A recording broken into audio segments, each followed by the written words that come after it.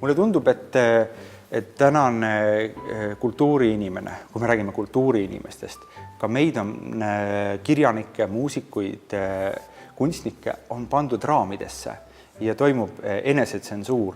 Me ei räägi enam seda, mida me mõtleme, me ei julge vastanduda, sellepärast et me kaotame oma hüved. Ma tahaks, et inimesed oleksid läbi selle minu südame ka julgemad elama, julgemad ütlema välja oma arvamust, mida nad oma südames mõtlevad, mitte ei räägiks kaasa selle rahva häälega, vaid ma arvan, et ainult siis me saame olla äge rahvas, kui me oleme julged, iseteadlikud ja ka kohati vastuolulised.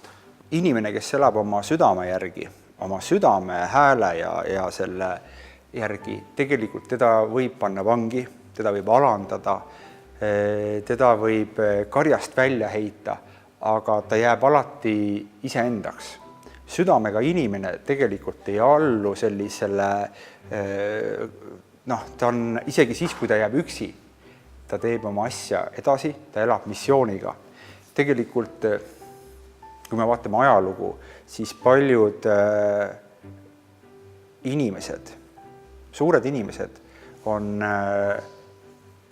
lõpetanud rasketes kriisides, aga ometi on nad loonud inimkonnale midagi väga väärtuslikku.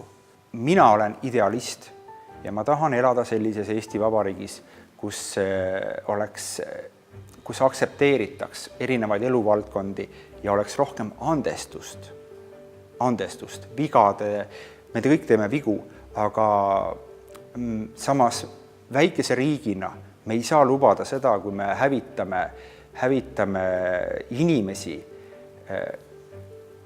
mitte füüsiliselt, vaid vaimselt, et me hävitame inimesi, kes loovad meie riiki. Ma räägin ettevõtjatest, ma räägin kultuuriinimestest, ma räägin suures plaanis. Me peame ühte hoidma. Kui sa tegeled millegiga pühendunult, kui sa teed mingisuguseid asju südamega ja kirglikult, siis sa ühel hetkel jõuad ka sinna etappi, kus sul hakkab see asi vastu töötama ja see ongi see elu sitt, aga millest tuleb olla üle.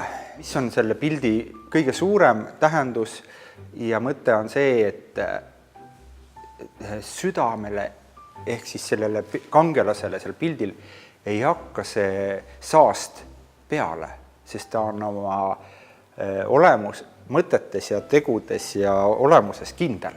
Tegelikult tõesti, südamel ei ole rahvust ja kui ma mõtlen planeedi peale, kui ma mõtlen inimkonna peale, siis ainukene võimalus, et meie elu normaalselt eksisteeriks siin maal, peaks, süda ühendab erinevaid kultuure, erinevaid rahvuseid. Me peame elama südame järgi, siis me saame ka üle meie erimeelsustest.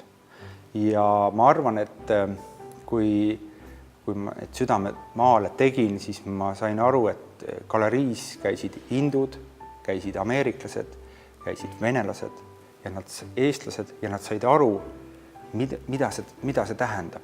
Tegelikult süda on rahvuste ülene.